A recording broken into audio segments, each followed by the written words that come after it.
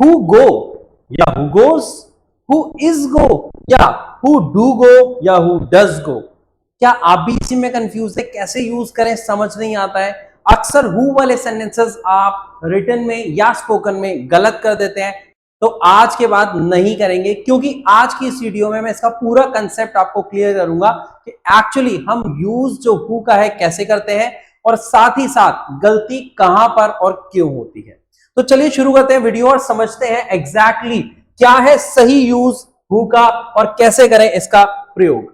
सबसे पहले हमें यह जानना जरूरी है कि अगर हम हु की बात करते हैं तो इसकी हिंदी होती है कौन, लेकिन क्या कौन से हमारी सारी चीजें सॉल्व हो जाती हैं? नो।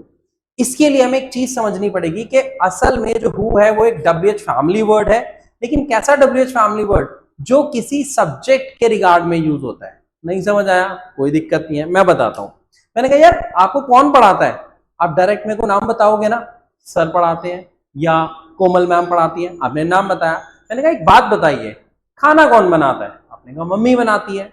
मैंने कहा अच्छा एक बात बताओ यार, हमारा देश कौन चलाता है? आपने कहा मोदी जी चलाते हैं। सपोज तो जैसे ही मैं कौन से सवाल पूछ रहा हूं आपसे, आप जो उसका आंसर दे रहे हैं, आप जो उसका आंसर दे रहे हैं वो किसी एक पर्सन का नेम आ रहा है, हाँ या ना? अगर हाँ तो एक चीज बहुत क्लियर है कि हु हमारा थर्ड पर्सन सिंगुलर माना जाता है। यस, क्या बोला मैंने? थर्ड पर्सन सिंगुलर माना जाता है। अब आप कहोगे सर ये थर्ड पर्सन सिंगुलर क्या है, हमें तो ये भी नहीं पता। बहुत इजी है, मैं समझाता हूं। हमारे इंग्लिश में 3 तरीके के पर्सन होते हैं, first person, second person, third person. First person हमेशा वो जो आपके सामने उस टाइम काम कर रहा है। इस टाइम कौन काम कर रहा है पढ़ाने का? मैं। तो I always consider as first person singular. लेकिन अभी सामने वाला कौन? यू। तो यू हमेशा होता है सेकंड पर्सन, लेकिन हमें क्या समझना है, थर्ड पर्सन कौन है? तो थर्ड पर्सन में आप एक चीज समझिए, ना मैं ना आप, कोई और, वो भी अकेला, उसको हम बोलते हैं थर्ड पर्सन सिंगुलर। एग्जाम्पल लेते हैं। मैंने कहा मेरी बहन बहुत शोर मचाती है, ना मैं ना आप, कोई और, वो भी अकेला। मैंने कहा यार सर बहुत अच्छा पढ़ाते हैं, तो आप जिस सर की बात कर रहे हैं या मैं जिस सर की बात कर रहा हूं, ना तो वो आप है ना वो मैं हूं, कोई और, वो भी अकेला है। तो उसी को बोलते हैं बेटा थर्ड पर्सन सिंगुलर। अब थर्ड पर्सन सिंगुलर तक तो हमें समझ आ गया। सर इसका यूज क्या है? मैं बताता हूं कि हु क्या है, थर्ड पर्सन सिंगुलर है। और अगर ये थर्ड पर्सन सिंगुलर है तो प्रेजेंट इंडेफिनिट टेंस में थर्ड पर्सन के साथ ही लगता है एस और ईएस। जैसे हम क्या बोलते हैं, ही गो या गोस, गोस। ही कम या comes, comes. Mummy wake up या wakes up, wakes up. Lalit sir teach या टीचर्स, टीचर्स। तो मतलब हम थर्ड पर्सन के साथ पॉजिटिव सेंटेंसेस में एस और ईएस का यूज करते हैं वर्ब को सिंगुलर बनाने के लिए। आई होप यहां तक सबको समझ आ रहा है। अगर आपको यहां तक सब कुछ समझ आया तो ये भी क्या माना जाता है, थर्ड पर्सन सिंगुलर। इसीलिए जब भी प्रेजेंट इंडेफिनिट टेंस के सेंटेंसेस इसमें बनते हैं तो हु के साथ जो हमारी वर्ब है वो एस और ईएस के साथ लगती है। जी हाँ, एग्जाम्पल देखते हैं। मैंने कहा यार एक बात बताओ, कौन जाता है? अब हु गो या गोस, आप बताइए।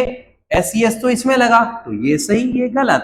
हमारा क्वेश्चन बना हु गोस, कौन जाता है। मैंने कहा यार कौन बोलता है ऐसे? जैसे मैंने कहा कौन बोलता है, तो कौन की इंग्लिश हु, बोलने की इंग्लिश स्पीक। लेकिन जब उसके साथ एस लगेगा तो हु स्पीक्स, हमारा क्वेश्चन बन गया। ऐसे अगर मैं कहूंगा कौन खेलता है, कौन लिखता है, कौन याद करता है, कौन रट्टे मारता है, रट्टे मारने की इंग्लिश मग अप। तो अगर आपको यहां तक समझ आया तो फटाफट कमेंट सेक्शन में लिख के बताइए जो मैंने सेंटेंस बोले आपसे 4 कि कौन खेलता है, कौन रट्टे लगाता है, कौन बोलता है, कौन लिखता है। मेरे को कमेंट सेक्शन में एक बार उसकी इंग्लिश लिख के दिखाइए अगर यहां तक समझ आया है। तो वीडियो अच्छी लग रही है तो लाइक जरूर कर देना, ठीक है। यहां तक हमने समझ लिया कि ये प्रॉब्लम किस में आ रही है, प्रेजेंट इंडेफिनिट टेंस में, कि हु गोज आ रहा है। लेकिन बच्चे यहां पर क्या करते हैं, बच्चे इंग्लिश बोलते हैं सर हु डू गो, कौन जाता है, या फिर वो बोलते हैं हु डज गो। क्यों? क्योंकि उन्हें लगता है हु तो एक WH फैमिली वर्ड है और WH फैमिली के साथ हेल्पिंग वर्ब आती है। जैसे why do I go, why do you go, तो व्हाई के साथ डू आ रहा है, राइट और रॉन्ग।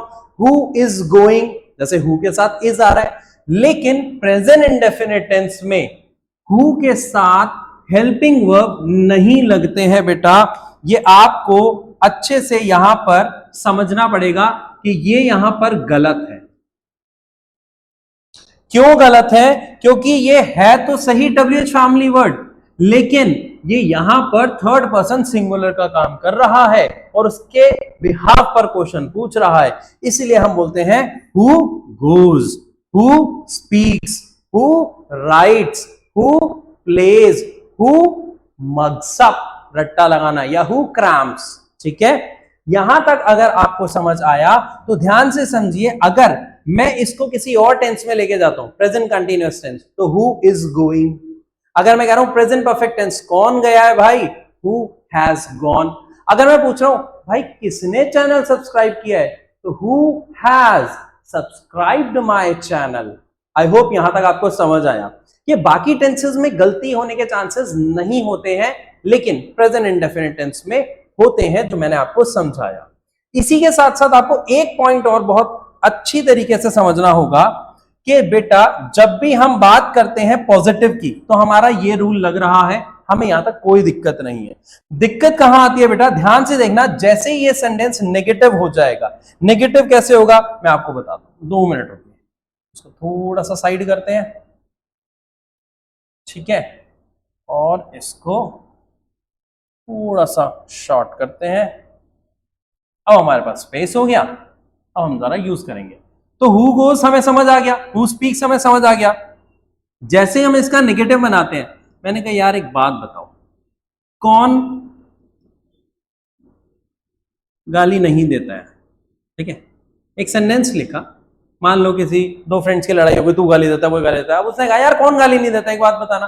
तो कौन गाली नहीं देता है, सेंटेंस कैसा है हमारा? नेगेटिव। जैसे ही सेंटेंस हमारा नेगेटिव बनता है, तो नहीं के लिए हम क्या लगाते हैं बेटा इंग्लिश में? नॉट।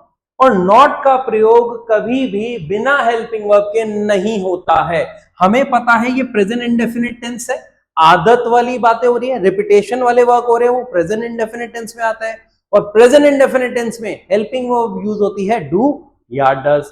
अगर डू या डज होती है तो हु एक थर्ड पर्सन सिंगुलर है, और सिंगुलर के साथ हम यूज करते हैं बेटा डज।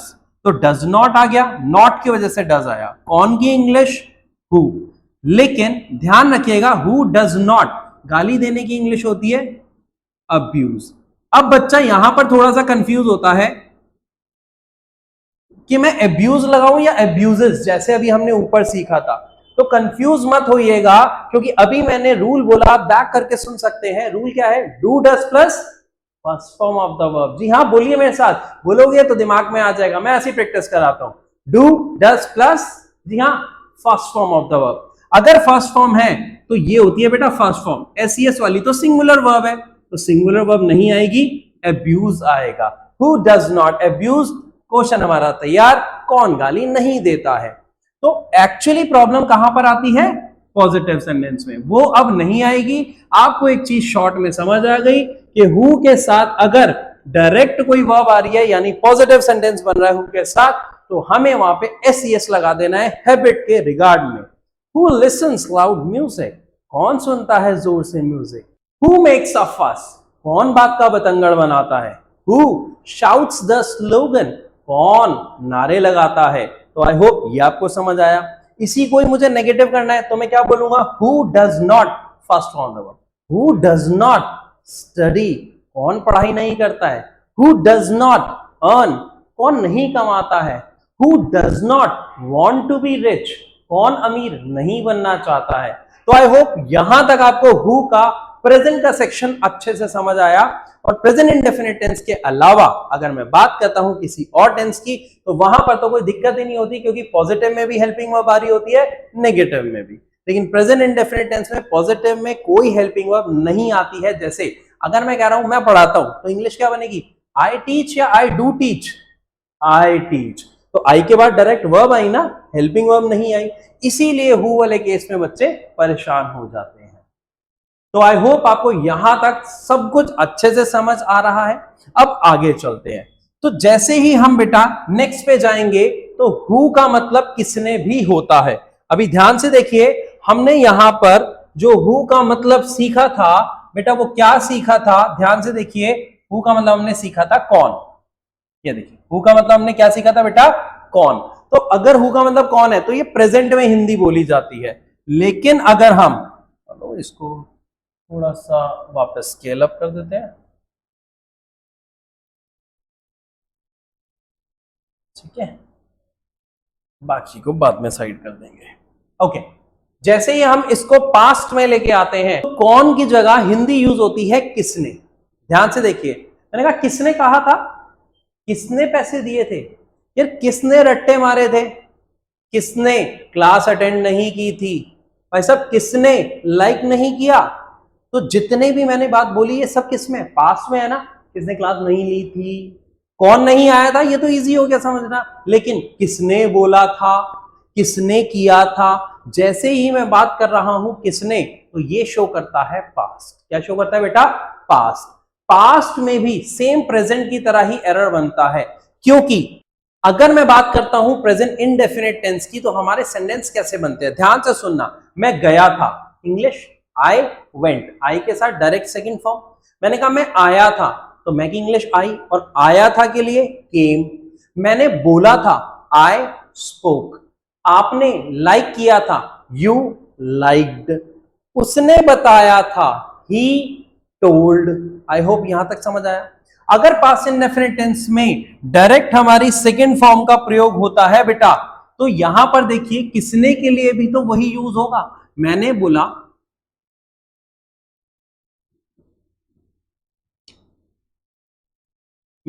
एक बात बताओ, किसने किया था ये, ठीक है, किसने किया, तो हमें पता है किसने के लिए हु आएगा, लेकिन कौन सा टेंस है, पास्ट टेंस। पास्ट टेंस में वर्ब कौन सी यूज होती है, सेकंड फॉर्म, तो हु के साथ लगाइए direct second form of the verb और क्वेश्चन तैयार।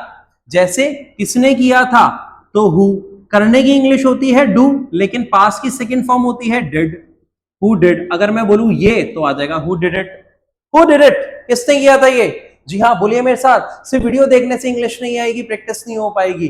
गलती सुधारना चाहते हैं तो बोलिए किसने किया था, हु डिड इट। अगर मैं बोलता हूं किसने बोला था तो इंग्लिश क्या आएगी, हु। स्पीक की सेकंड फॉर्म स्पोक। मैंने बोला यार कौन चिल्लाया था, तो हु येल्ड। शाउटेड भी सही है, आपने बिल्कुल सही बोला अगर शाउटेड बोला है तो, लेकिन येल का मतलब भी होता है चिल्लाना, तो येल की सेकंड फॉर्म हुई येल्ड। लेकिन ध्यान दीजिए ये सारे के सारे सेंटेंसेस हैं क्या जो पॉजिटिव है। अगर सेंटेंस हमारे बेटा नेगेटिव में बन जाए, मैंने कहा एक बात बताओ कौन नहीं आया था, जैसे ही मैंने बोला बेटा कौन नहीं आया था, तो नहीं की इंग्लिश क्या होती है, नॉट। हम सबको ये पता है। थोड़ा सा इसको आपको हाईलाइट कर देता हूं ताकि आपको ये बात क्लियर हो जाए। नहीं की इंग्लिश क्या होती है बेटा, नॉट, हमें पता है। और पूरी इंग्लिश ग्रामर में नॉट का यूज कभी भी बिना हेल्पिंग वर्ब के नहीं होता है, नहीं होता। तो हमें पता है पास्ट में हमारी हेल्पिंग वर्ब क्या आती है बेटा, डिड। कौन की इंग्लिश क्या है बेटा, हु, तो हु डिड नॉट आने की इंग्लिश कम।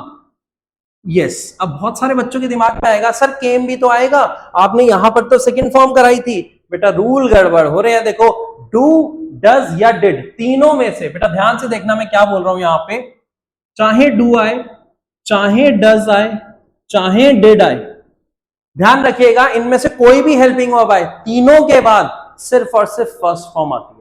बच्चा यही ध्यान नहीं रख पाता है, वो रट्टे मारता है रूल का, subject plus helping verb plus main verb. बेटा रट्टे मारने ही नहीं है, जो काम कर रहा है वो सब्जेक्ट है, उसे डायरेक्ट स्टार्टिंग में रखो।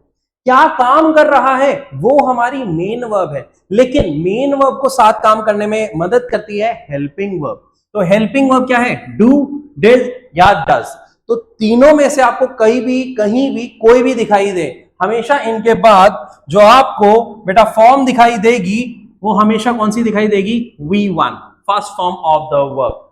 ओके, तो अगर फर्स्ट फॉर्म है तो डिड की वजह से यहां पे क्या आ रही है बेटा, first form of the verb. Who did not come, कौन नहीं आया था। मान लो मैंने कहा किसने नहीं बोला था भाई, तो who did not, first form of the verb क्या आ जाएगा, स्पीक। अगर मैं कहता हूं किसने फी नहीं दी थी, तो हु डिड नॉट देने की इंग्लिश पे, और क्या नहीं दी थी, द फी। ध्यान रखिएगा फीस नहीं होता है, it's a word fee. So who did not पे द फी, किसने फी नहीं दी थी। आई होप यहां तक आपको सब क्लियर है। आपके मन में एक सवाल और आ रहा होगा कि सर अगर मुझे कौन नहीं बोलना, मुझे तो बोलना है किस किसने फीस नहीं दी थी, या किस किसने पार्टिसिपेट नहीं किया था, या किस किसने मेरा साथ नहीं दिया था। तो अगर बेटा मैं यहां पे देखिए, अगर मैं यहां पर बात करता हूं बेटा, एक वर्ड है कौन, तो उसकी इंग्लिश है हु। लेकिन अगर मैं कहता हूं बेटा कौन कौन, ठीक है, तो इसका मतलब क्या है, मैं जानना चाह रहा हूं कौन कौन, तो एक आंसर तो नहीं आएगा। मान लो मैंने कहा कौन कौन पिकनिक पर नहीं गया था, तो मान लो कोई बच्चा आंसर देता है कि सर रवि, मोनू और सोनिया नहीं गई थी, तो आंसर क्या आया कौन कौन का, मल्टीपल में। तो अगर मल्टीपल में आंसर आएगा तो इट मींस ये प्लूरल बन रहा है, और अगर ये प्लूरल बन रहा है बेटा, तो यहां पर हम इसकी इंग्लिश बनाते हैं हु ऑल। तो हु कौन, और कौन कौन हु ऑल। आगे आप वर्ब लगाएंगे टेंस के अकॉर्डिंग। आई होप आपको यहां तक सब बढ़िया से समझ आ रहा है। पास्ट में क्या है, प्रेजेंट में क्या है। देखिए हमने प्रेजेंट में किया था कि जब हम हु का जो यूज करते हैं बेटा, वो हु का मतलब होता है कौन, लेकिन प्रेजेंट में एस और एस लगता है हमारे पॉजिटिव सेंटेंसेस में, और नेगेटिव में नॉट आना कंपलसरी है, जिसकी वजह से हेल्पिंग वर्ब आती है और फर्स्ट फॉर्म आती है। इसके अलावा अगर हम इसका पास्ट में यूज करते हैं तो इसका मतलब कौन की जगह होता है किसने, और हु के बाद डायरेक्ट सेकंड फॉर्म आती है।